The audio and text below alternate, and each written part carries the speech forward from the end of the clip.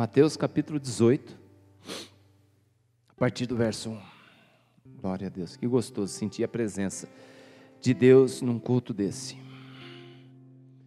E você já vai para o púlpito já pingando, né? Já sabendo, já viu aqueles cavalos de corrida já no brete para sair desesperado, só esperando abrir para poder decolar? É assim que Deus faz muitas vezes com a gente. Conversando hoje com o pastor Israel, ele falou assim: pastor, de manhã, a hora que o senhor estava pregando, Deus já me deu uma palavra, já aquilo já começa, né? Parece que já foi aceso já o estupim já, e o homem de Deus, ele sente isso. Não é para cumprir uma obrigação, não é para cumprir um protocolo, não é para vir aqui apenas cumprir um ato religioso. A gente sente muita presença de Deus nesse momento. Amém? Ora para que você sinta também a mesma coisa que eu estou sentindo. Capítulo 18 de Mateus. Já chegou lá? Boa. Quem achou, diga amém. Quem não achou, olha para cá. Aleluia.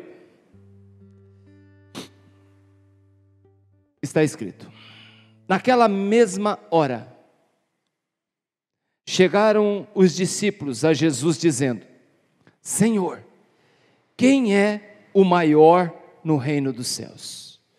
Jesus então pegou o menino e pôs no meio deles e disse: em verdade eu vos digo, que se não vos converterdes e não vos fizerdes como meninos, de modo algum, esse de modo algum me assusta.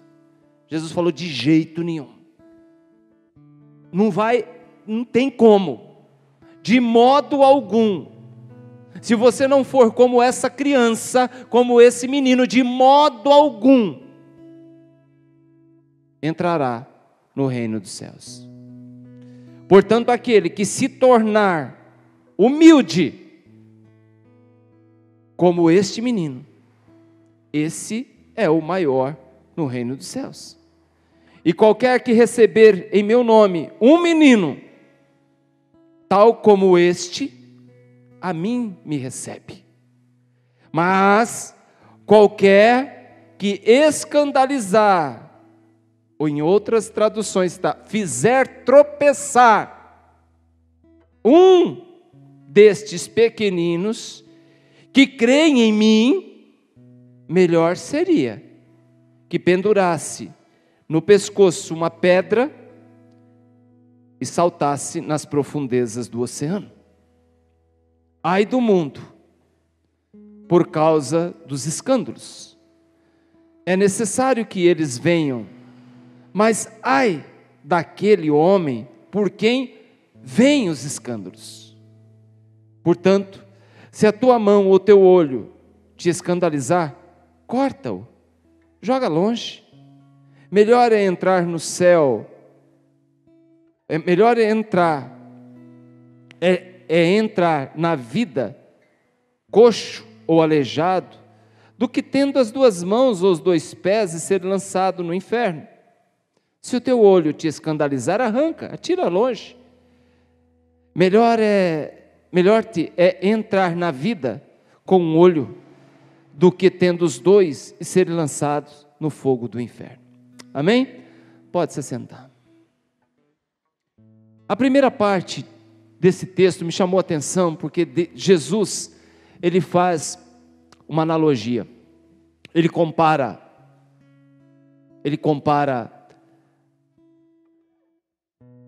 o porquê. Ele faz uma comparação daquilo que é necessário para alcançar a vida eterna com uma criança. Ele pega a criatura mais simples, mais humilde, mais dependente, mais frágil. Ele não pega um rei, ele não pega um imperador, ele não pega um fariseu, ele não pega um idoso, ele não pega um rabino, ele não pega um anjo, ele pega uma criança. Olha quantas crianças a gente tem aqui hoje. Pega um menininho desse aí. Porque os discípulos chegam para o Senhor e falam: Senhor, quem é o maior no reino? Qual é a hierarquia de quem ganha o céu? Os pastores ficam na prateleira de cima, os diáconos na prateleira de baixo, os outros obreiros na prateleira, depois vem os membros, até o coroinha da igreja lá embaixo? Não. Em outras palavras, estão querendo dizer o seguinte: Senhor, nós estamos te seguindo, nós estamos gastando a nossa vida, será que nós teremos um lugar de honra no céu? Naquela manhã, agora vamos lá, vamos imaginar, a gente está indo lá, a gente vê o rabino Galileu pregando, ministrando ali no pátio, e as pessoas fazendo perguntas, e Jesus respondendo, e de repente tem os meninos brincando, tem os meninos ali brincando, tem umas crianças ali na sua inocência brincando, vem essa pergunta, esse questionamento, e o menino nem esperava. E de repente ele é surpreendido quando Jesus estende a mão, pega: vem aqui, criança, vem aqui, meu filho. Esse menino na Bíblia nem nome tem. Você sabe quando não tem nome na Bíblia, sabe o que significa? Pode ser eu e pode ser você. Na teologia a gente aprendeu isso. Não tem nome? Toma para você. É o seu nome, é você. Aquele menino parece não ser filho nem de ninguém ali, nem um membro da comitiva que acompanhava Jesus, nem dos fariseus. Não, de repente é o menino que está ali brincando. E Jesus então ele é questionado pelos seus discípulos: quem é o maior? Quem é o melhor do grupo? Parece que para aquelas pessoas a performance e o desempenho pesa muito. São fatores importantíssimos para ter um lugar de honra no céu. Assim como na sociedade é necessário a performance e o desempenho para você ter um lugar de honra na sociedade, eles pensam que no mundo, né, que na eternidade, as coisas também funcionam assim. O mundo que nós vivemos é um mundo de competição, sim ou não? Quero saber quem é melhor. Alguém sabe quem chegou em segundo lugar na corrida? Não, todo mundo sabe quem chegou em primeiro. Alguém sabe quem foi o vice-campeão das últimas 3 Copas do Mundo? Não lembro, pastor, mas a gente sabe quem foram os 3 campeões. Então nós vivemos num mundo de competição. E agora eu fico pensando, mas se tem uma coisa que Jesus vai sempre na contramão, esse negócio de competição. Por quê? Competir com Jesus, nós não somos páreo para ele. Jesus já é vencedor. Não precisa provar nada para ninguém. Mas as pessoas querem saber quem é o primeiro lugar. Quem está na cabeça. Quem é, né, o supla, quem é o cara. E eu pergunto para vocês, também pensa assim? Será que eu também não penso assim às vezes? Você pensa assim? Quem é o melhor em sua ótica? E eu digo para você, meu irmão, cuidado com a sua resposta. Jesus, ele vem aqui e nos surpreende com a dele, a resposta dele. Nós estamos todos os dias precisando rever a nossa ótica, a forma que a gente vê a vida, as pessoas que a gente admira, do jeito que a gente entende a vida, quem é bom, quem não é, quem é vencedor e quem não é. E muitas vezes o que Deus colocou no meu coração, que nós precisamos rever nossa visão em relação também a ser cristão. E aqui ele diz: se vocês não se converter, olha que interessante, e disse: em verdade vos digo, se vocês não, no verso 3 do capítulo 18, vocês precisam se converter de novo. Nós precisamos muitas vezes, quando a gente já está com a nossa mente cauterizada, querendo achar, dar nome, né? mostrar performance, mostrar quem pode, quem é bom, quem é capaz, quem é o cara, quem é isso. Espera aí, Jesus está dizendo, pode parar tudo. Você precisa rever a sua vida cristã. Não vá por esse caminho tentando achar culpados. Não vá por esse caminho achando quem é o bom. Não vá por esse caminho, querendo achar quem pode, nada disso. Jesus, ele vai por uma outra linha. Jesus está querendo nos ensinar um outro jeito de entender e observar a vida como ela é. Às vezes nós precisamos se converter de novo. E Jesus, ele diz, no verso 3, em verdade vos digo, se vocês não se converterem, e não vos fizerdes como meninos. Jesus um dia chega para Pedro, Pedro já está andando com Jesus já faz 3 anos, e Jesus diz para Pedro, quando você se converter, peraí, o homem já está andando com Jesus já há 3 anos? Eu já estou andando com Jesus já há 20, será que eu sou convertido realmente do jeito que Jesus queria que eu fosse? Será que você é convertido do jeito que Jesus queria que você fosse? Ou será que você é convertido do jeito que a igreja queria que você fosse? Entrego minha vida para Jesus, desço as águas, cumpriu todo o sacramento litúrgico cristão, tudo bem, já sou convertido, mas Jesus está dizendo aqui para os pessoal que já anda com ele já há algum tempo, vocês precisam se converter. Espera aí, você já é convertido? Mas nós somos convertidos, será nos moldes de Cristo? Ou será que nós somos convertidos nos moldes de um cristianismo raso, que está longe do evangelho de menino? Se converter é rever a nossa vida, todos os dias.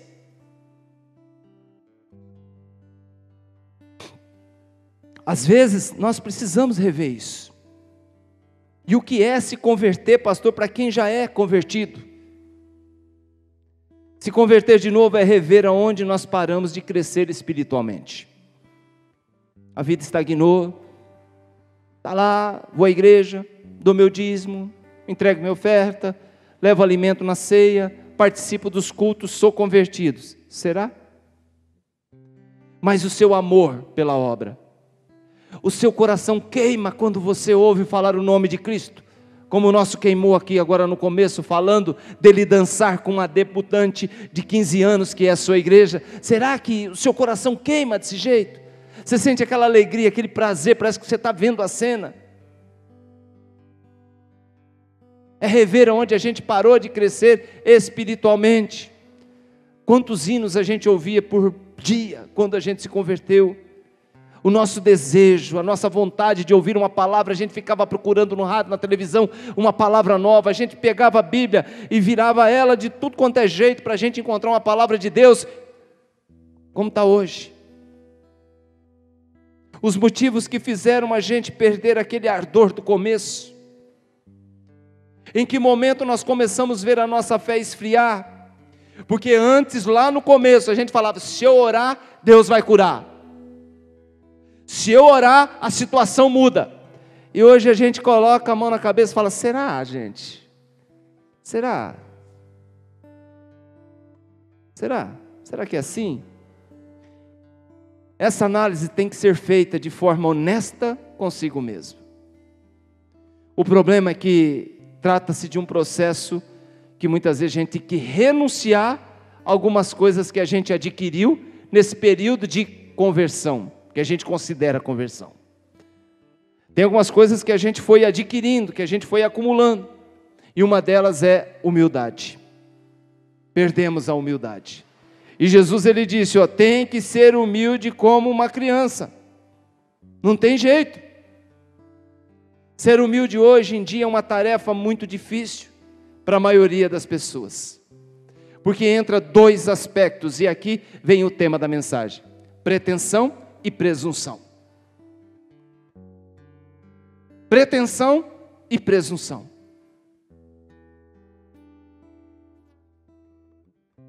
Sem pretensão e muito menos presunção, assim se forma o coração de um verdadeiro cristão. Sem pretensão e sem presunção, assim se forma o coração de um verdadeiro cristão. Verdadeiro. O menino talvez naquele dia está brincando. Tinha alguma pretensão essa criança quando saiu de casa naquele dia? Não. Está de boa. Vamos brincar. Brincar de bola de gude, soltar pipa, brincar.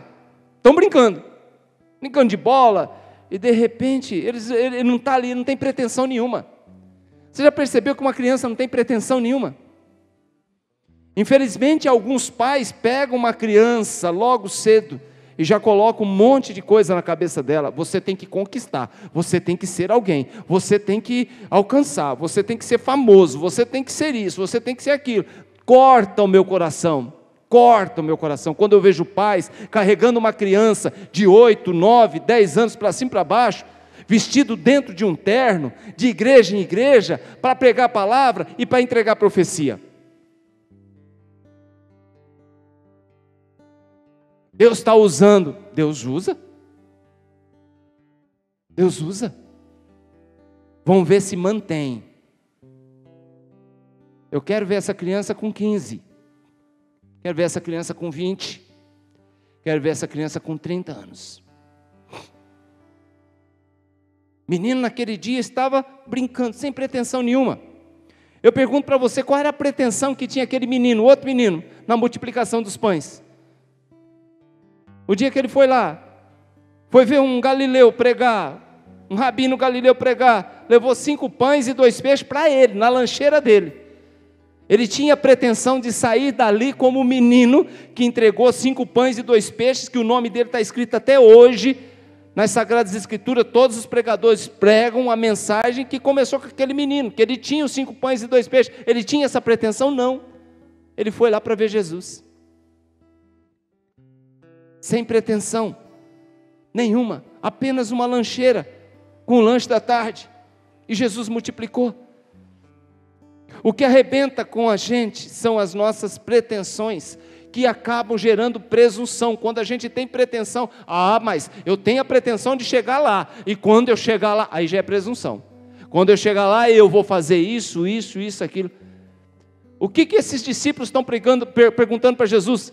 E lá, Senhor, como que a coisa funciona lá em cima? Como que a coisa anda lá em cima?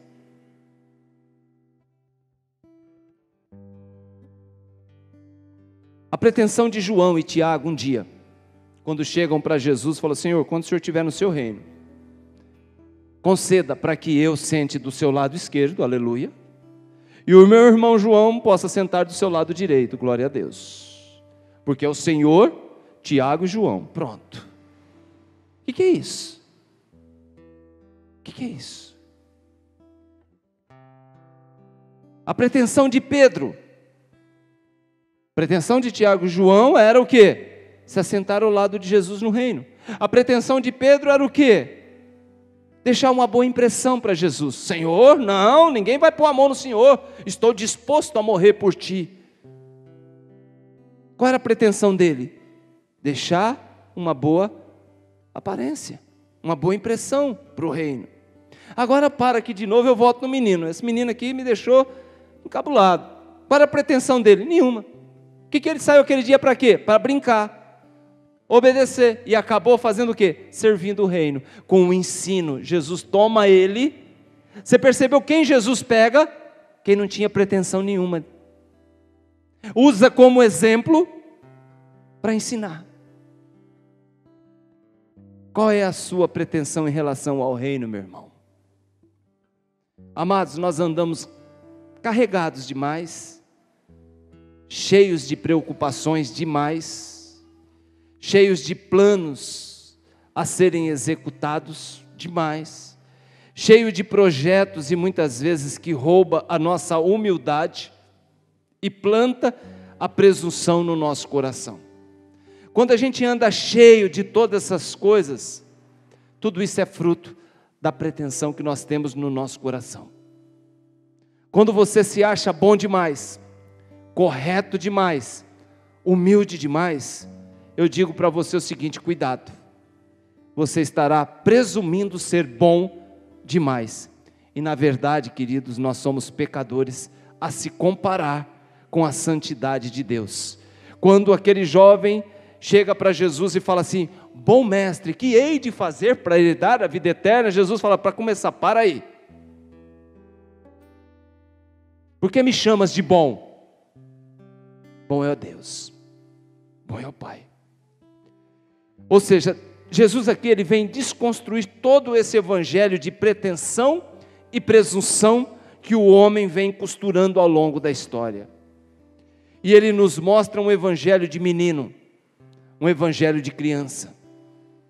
O que é isso aí, pastor? A gente precisa realmente rever nossa vida de convertido.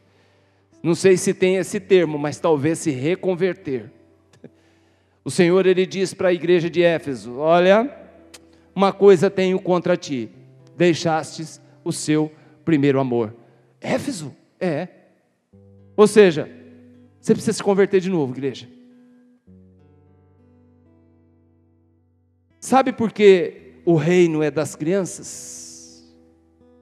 Eu estava lendo isso aqui, eu falei, que coisa linda, né? Por que Jesus é lindo desse jeito? Porque ele nos dá exemplo desse jeito. Porque criança é diferente, meninos são diferentes. Pergunta para uma criança se ele consegue guardar mágoa de um amigo por muito tempo. Não. Eu vi uma cena algum tempo atrás de judeus e árabes.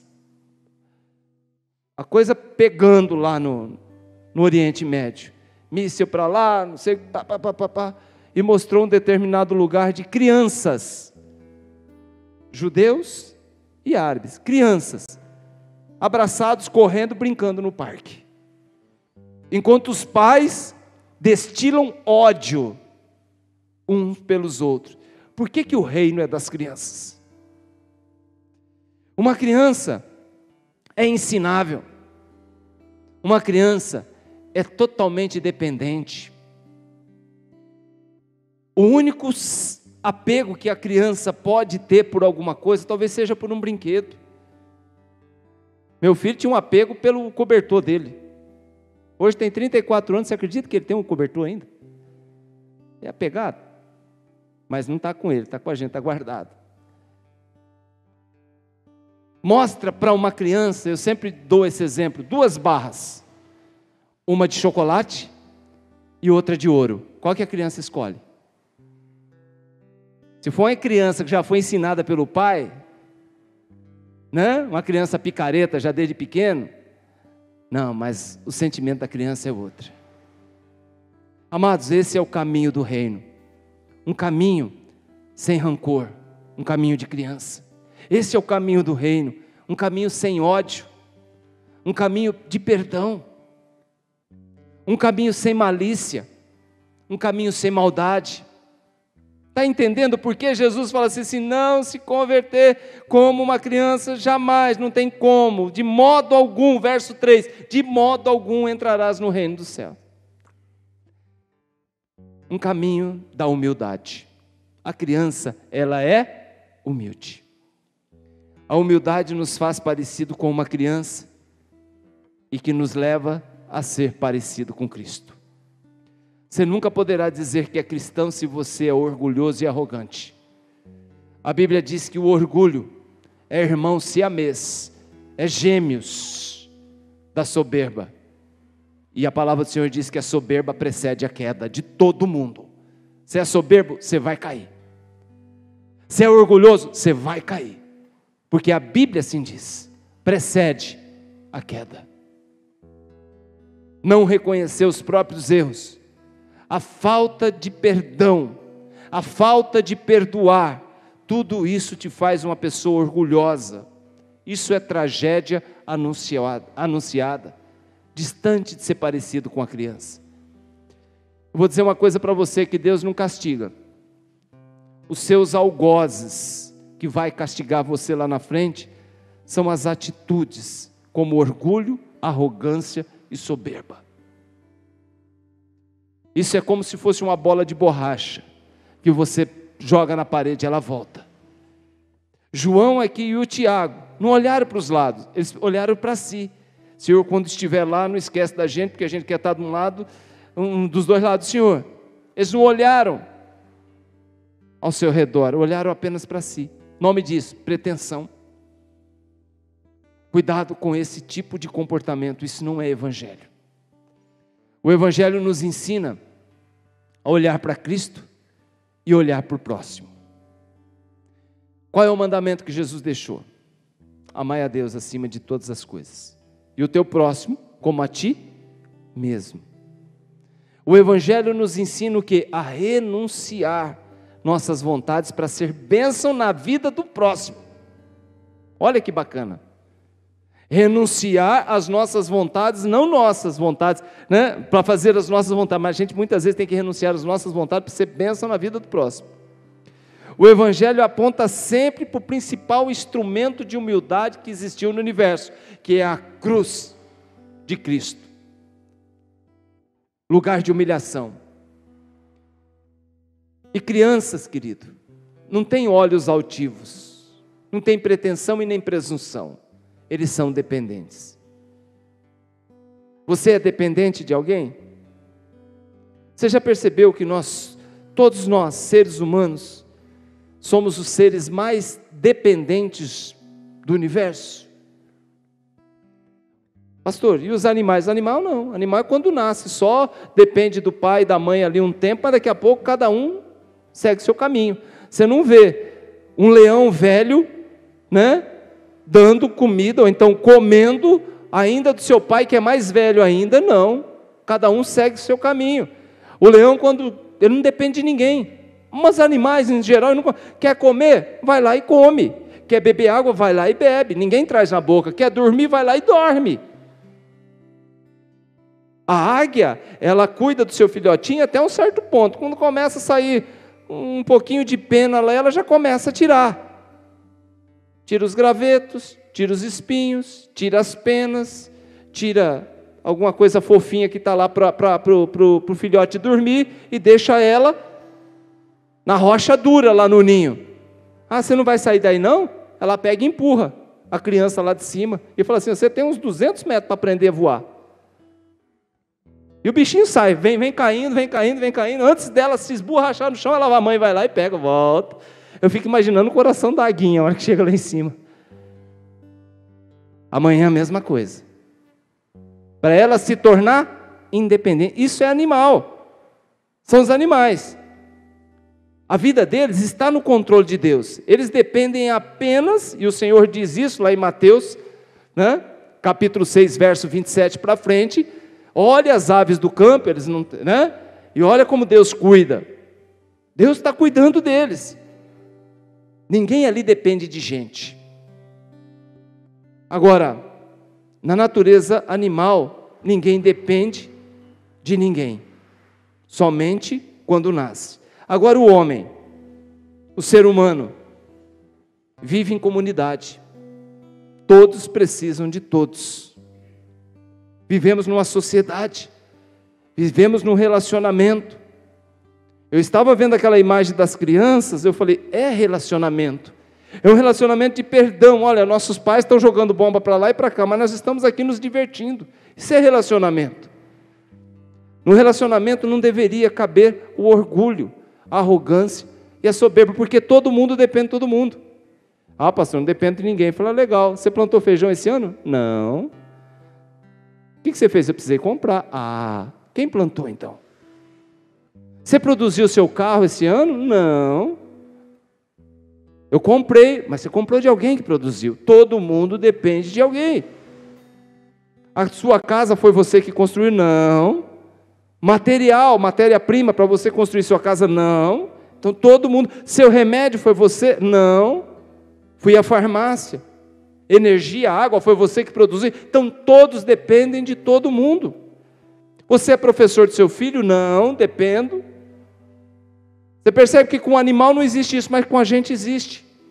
E porque Jesus, ele estreita o negócio e diz, ó, amai ao próximo como a ti mesmo, porque isso envolve relacionamento, e relacionamento pode gerar confusão, pode gerar mágoa, pode gerar...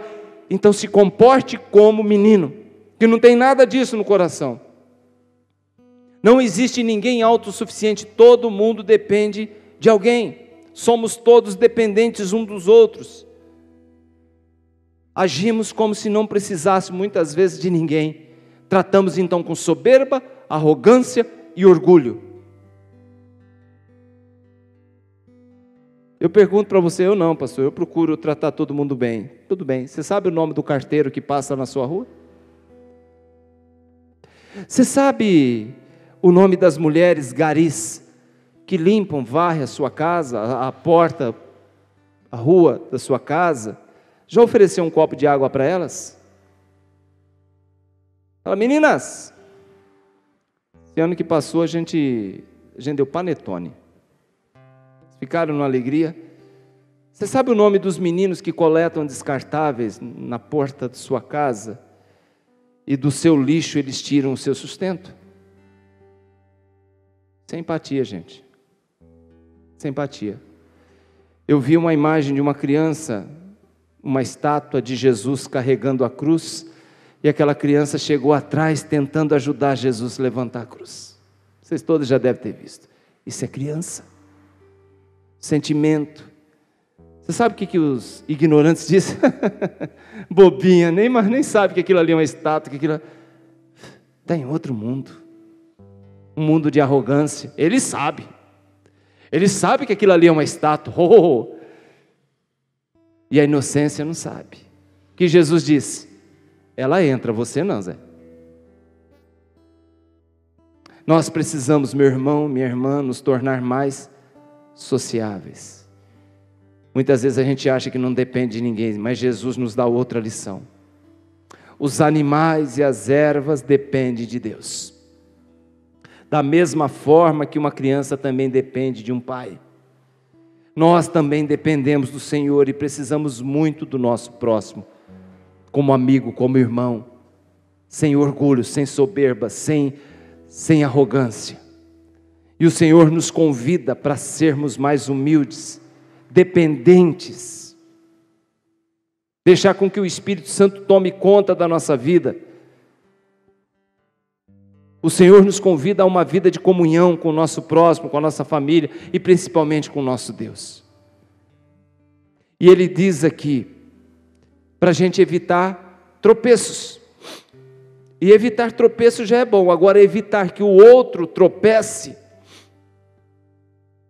nos pode livrar do inferno.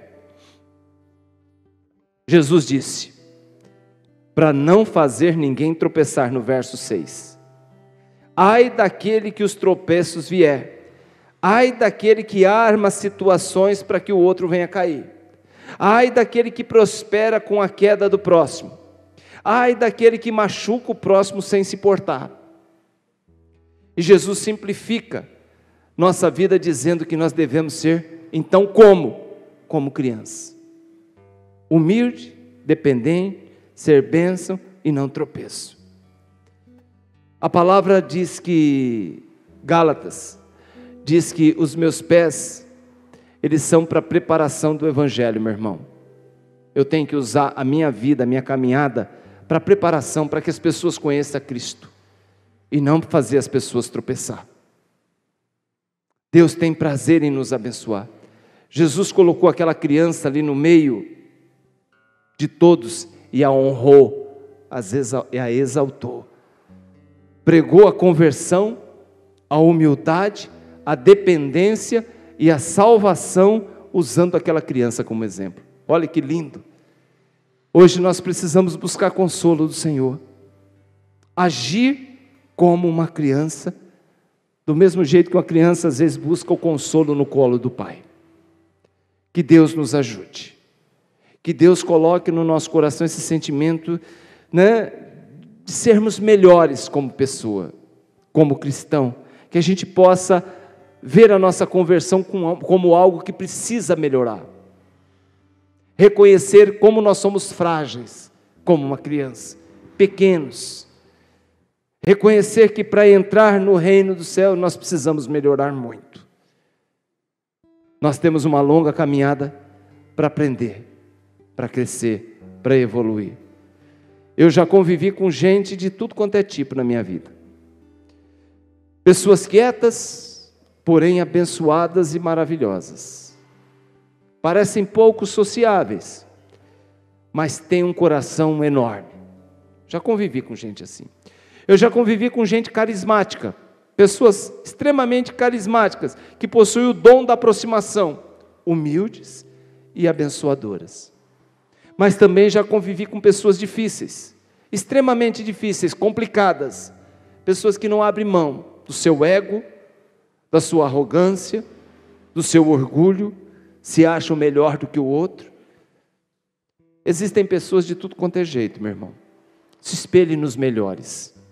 Se espelhe nas crianças, no comportamento de uma criança. Eu não estou aqui dizendo do jeito que você tem que ser, mas para lhe perguntar: você quer entrar no céu? Você quer fazer parte? Você quer entrar no reino?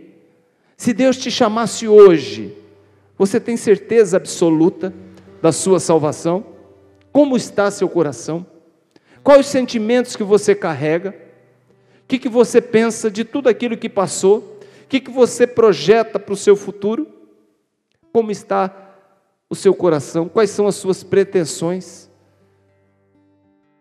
Jesus aqui, ele deu a dica. Nós nunca poderemos dizer que nós não fomos avisados, porque ele deu a dica. Nunca podemos dizer que a culpa é do outro. Ah, pastor, é por isso, é por aquilo, Não. Nunca poderemos dizer que a culpa é do próximo. A responsabilidade é nossa.